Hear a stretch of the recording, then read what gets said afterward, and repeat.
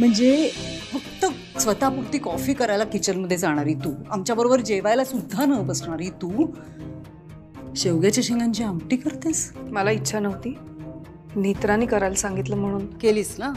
इच्छा नव्हती तरी केलीस ना. मग असं काय आहे की जे तुला हे सगळं करायला भाग पाडतंय? नेत्रा वरचढ ठरतेय का तुझ्या? की नेत्राच्या वरदानाची शक्ती तुझ्या वरदानाच्या शक्तीपेक्षा जास्त प्रभावी आहे? हा, कशाला आलीस इथे? काय काम आहे? पैसे. नर्सला पैसे द्यायचे ना, व्यवस्था कर. करेन. करेन म्हणजे मारायचंय ना म्हाताऱ्याला? की नेत्राने मन बदलवलंय तुझं? काही मन वगैरे बदललेलं नाहीये माझं. पद्माकर मेलाच पाहिजे. असं नुसतं बोलून नाही होणार. त्यासाठी त्या नर्सला पैसे द्यावे लागतील, 15 लाख रुपये. करते का बाई? घेते तुझ्या नवऱ्याकडून पैसे. हो बरोबर. त्यांनी ऑफर दिली ना तुला घर सोडून जाण्याची, पैसे मागूच शकतेस त्याच्याकडनं. आणि तेच चांगले, त्याच्याकडूनच पैसे माग. आपले पैसे वाचतील, फायदाच होईल आपला. 1 करोड रुपये कॅश माग. 15 देऊ त्या नर्सला आणि उरलेले वाटून घेऊ. मला पैशांची गरज आहेच. 1 करोड रुपये कॅश. पैशांसाठी आले नाहीये मी इथे. मग कशासाठी आलीयस? स्वयंपाक करायला आलीयस? हं? म्हाताऱ्याला मारायचंय ना? शेखरकडनं पैसे घे, त्याला म्हणावं मी घर सोडून जाते पण मला 1 करोड रुपये कॅश दे. म्हाताऱ्याचा खेळ संपवू, नेत्रावर सगळं खापर फुटेल. म्हातारीला पोलिसांना संशय सुद्धा येणार नाही. आपलं काम होईल. सगळं तयार आहे माझ्या डोक्यात, सगळं आपल्या. कुठला प्लॅन? तुला का सांगू? रुपाली, काय प्लॅन आहे तुझा मला सांग. का सांगू तुला? तू आणि नेत्रा जे वागताय ना, त्यावरून विश्वासच उडालाय तुझ्यावरचा माझा. त्यामुळे मी सांगते ना तेवढं करायचं, जास्त विचार नाही करायचा. शेखरकडनं पैसे घ्यायचे, 1 करोड रुपये कॅश. पुढचं बघते मी काय करायचं ते.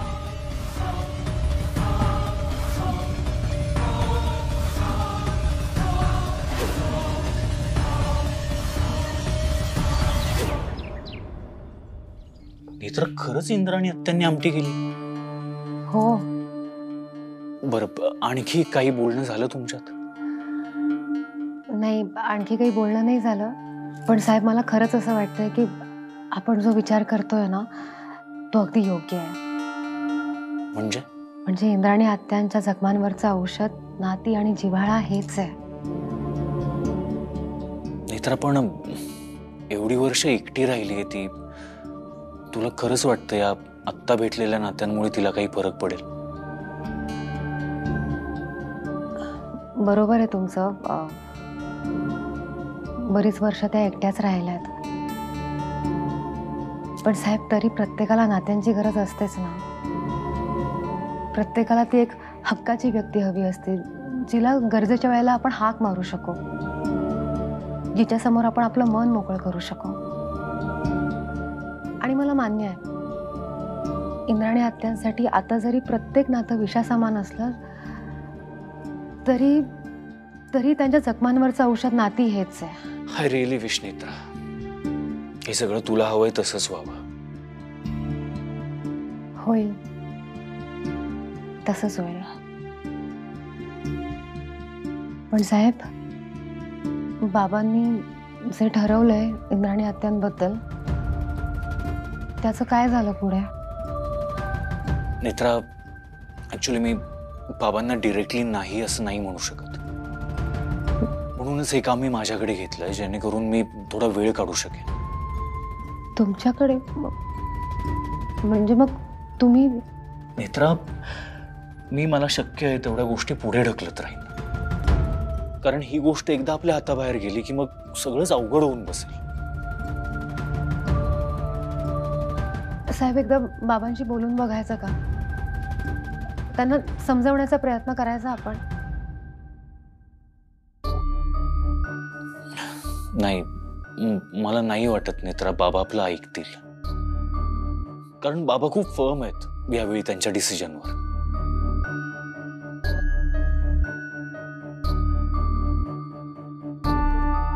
ठीक आहे साहेब, पण तुम्ही तुम्हाला जमेल तितका वेळ काढा. मला खात्री आहे इंद्राणी आत्यांचं मन नक्की बदलेल. तुझी इच्छा आहे ना नेत्रा, तसंच होईल.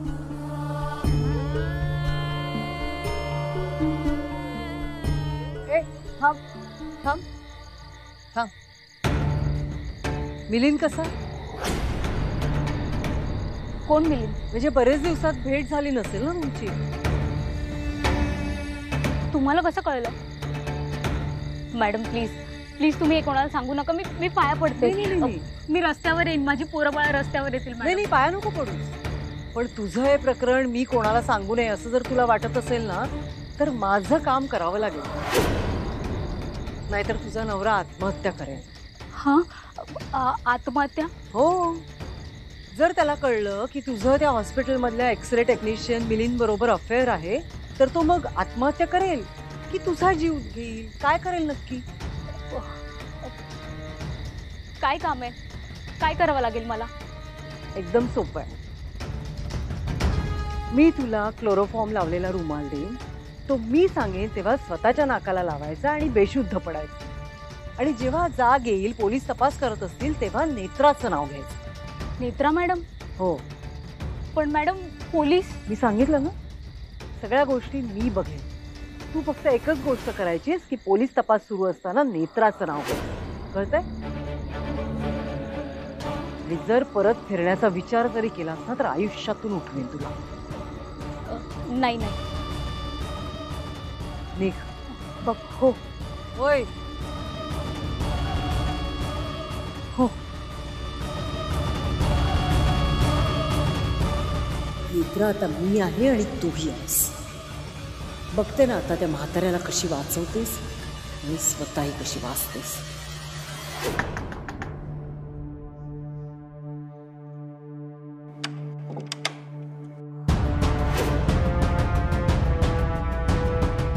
दिवसभर मी तुमच्या फोनची वाट पाहिली.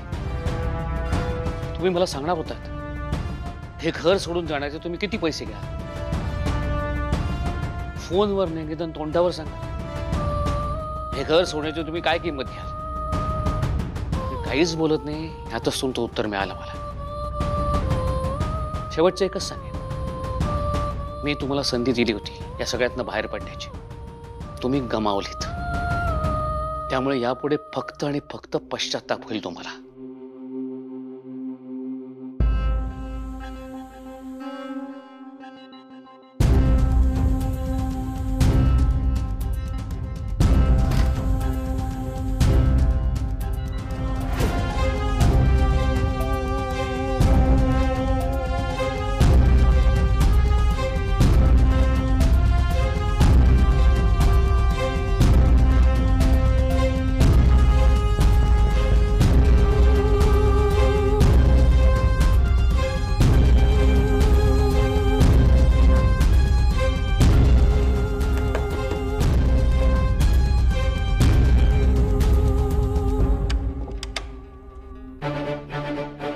वाघमारेशी बोललास का तू?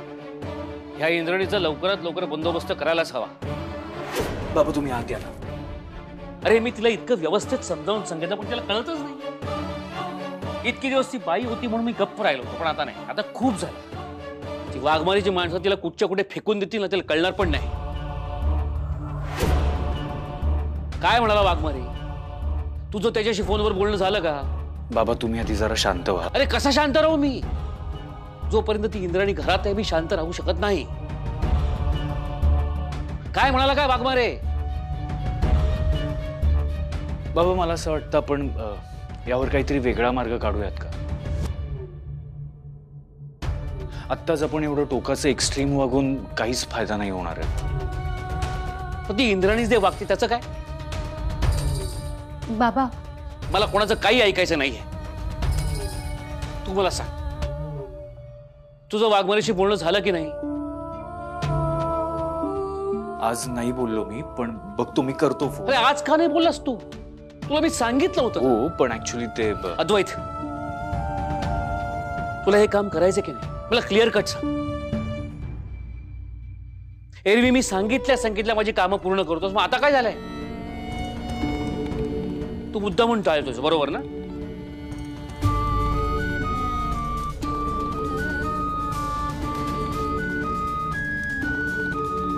नाही तर काय झालंय? बाबा तसं काही नाहीये. अद्वैत तू मला सांग. बाबा खरंच तसं काही नाहीये, आम्ही काही लपवत नाही आहोत तुमच्यापासून. हरकत नाही, तुला हे वाघमारेचं काम जमणार नसेल, हरकत नाही. मी ते नवीन मुंबईचं प्रोजेक्ट तेजसला बघायला सांगतो. इंद्रायणीचं जे काही करायचंय ना, मीच लक्ष घालतो.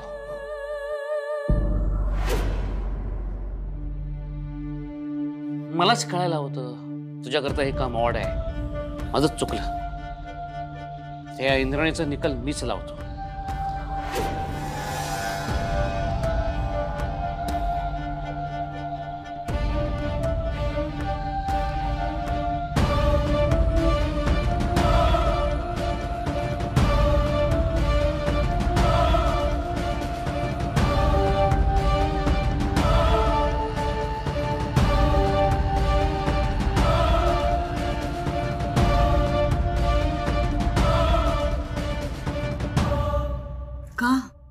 का मागितले नाहीस शेखरकडनं पैसे? ठरलं होतं ना आपलं 1 करोड रुपये घ्यायचे त्याच्याकडून म्हणून. मग का केलंस असं? जा जा जा जा, अजूनही वेळ आहे, पैसे माग त्याच्याकडे जा. नकोयत मला पैसे. उलट मीच दिले ना तुला पैसे. मग त्याचं काम केलंय मी. त्या मनीषा नर्सला व्यवस्थित अडकवलंय. आता मी जे सांगेन ना तेच करणार आहे ती. उद्या रात्रपाळी आहे तिची. नेत्रा पहारा देते ना, देऊ दे, काहीही फरक पडणार नाही. उद्या रात्री म्हातारा ठीक आहे की नाही हे बघायला नेत्रा रूम मध्ये जाईल. त्या मनीषा नर्सला बेशुद्ध करेल आणि त्या म्हाताऱ्याला मारेल. म्हणजे त्याचा खून मीच करणार आहे, पण नेत्रा ह्या सगळ्यात अडकेल अशी व्यवस्था केली आहे मी.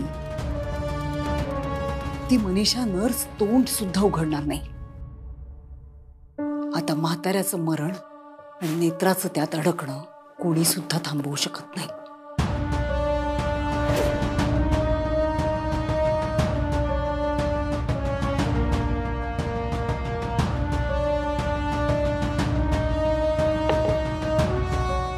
नेत्राला यात मध्ये नको आणूस.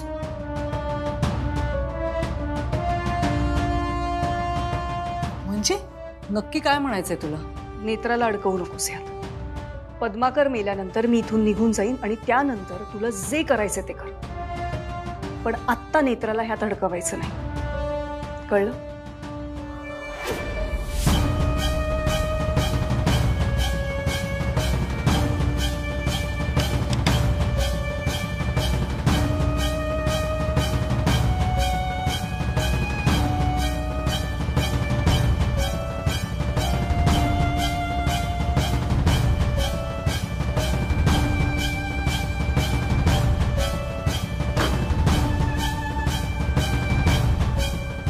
काय बोलीस? परत बोल.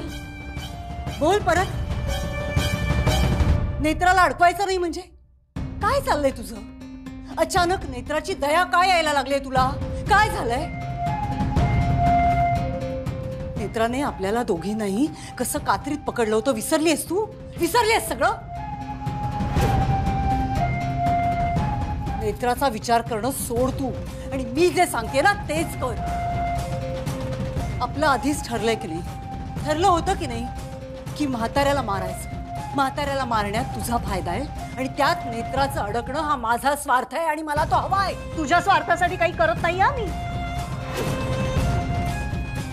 पद्माकरला का मारायचं हा सर्वस्वी वेगळा विषय. तुला नाही कळणार ते.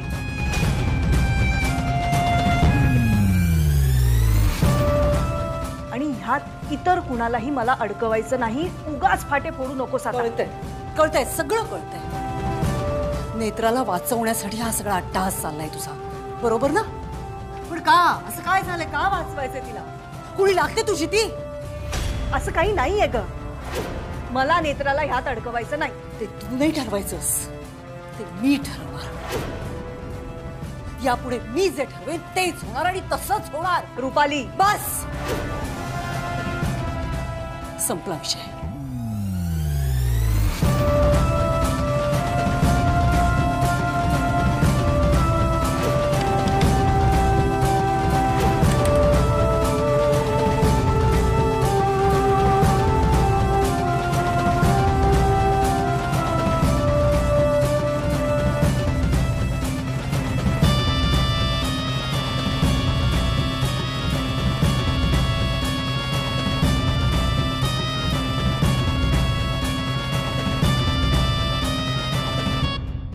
डोक्याचा भुगा व्हायची वेळ आली. मी झालाच आहे. म्हाताऱ्याच्या मृत्यूच्या प्रकरणात नेत्राला अडकवायचं नाही असं का म्हणतेय ही इंद्राणी? नेत्राला वाचवण्याचा प्रयत्न करते का? त्यात म्हाताऱ्याला का मारायचंय हे सुद्धा सांगत नाहीये. काहीतरी गोंधळ आहे, नक्कीच आहे. मला थांबून चालणार नाही. नेत्राचं आणि इंद्राणीचं साठोलोट असो किंवा नसो, मला माझं काम पूर्ण करावंच लागणार आणि मी ते करणार. म्हाताऱ्याच्या खुनाच्या आरोपात नेत्राला अडकवणार, नक्कीच अडकवणार.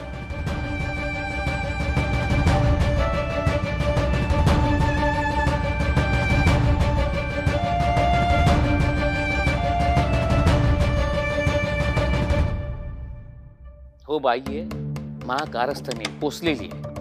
अहो तुमच्याकरता हे काम कठीण नाही आहे. ती या मला घरात दिसता कामा नये. एक लक्षात ठेवा, ती बाई मला या घरात दिसता कामा नये. नाही नाही, जीवे नाही मारायचे तिला. तिच्या अब्रूलाही धक्का लागता कामा नये. त्या बाईला घाबरवा, धमकवा, ती अशी अवस्था करा की ती पुन्हा या घरात येता कामा नये. आयुष्यभराची अद्दल घडवा तिला, कळतंय? कुणाशी फोनवर बोलतोय हा आणि कुणाबद्दल?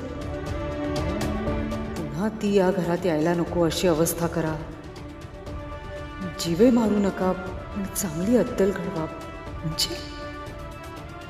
म्हणजे नक्की कोणाबद्दल बोलतोय? माझ्याबद्दल की इंद्राणीबद्दल?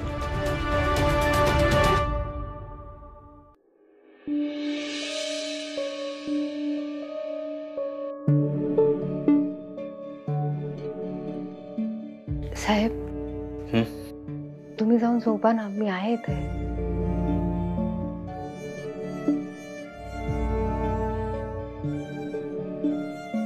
कॉफी आणू तुमच्यासाठी? नाही, नको.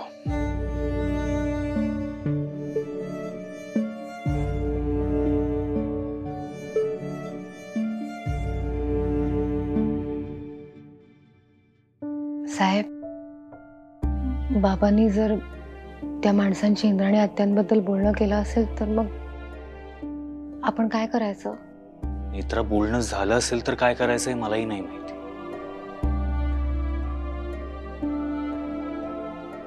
आणि मला खरंच कळत नाहीये मी कसं थांबवू त्यांना. आता जेवताना मी विचारलं त्यांना, तोपर्यंत काही बोलणं नव्हतं झालं.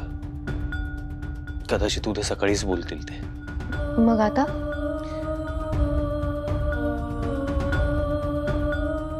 मित्र, मी उद्या सकाळीच बोलतो बाबांबरोबर. पण मला कळत नाहीये मी काय बोलू त्यांच्याशी. कारण त्यांच्या दृष्टीने ते जे करतात तेच बरोबर आहे. ते हे सगळं आजोबांसाठी करतात आणि माझ्याकडे एकही कारण नाहीये ज्यामुळे मी त्यांना थांबवू शकतो.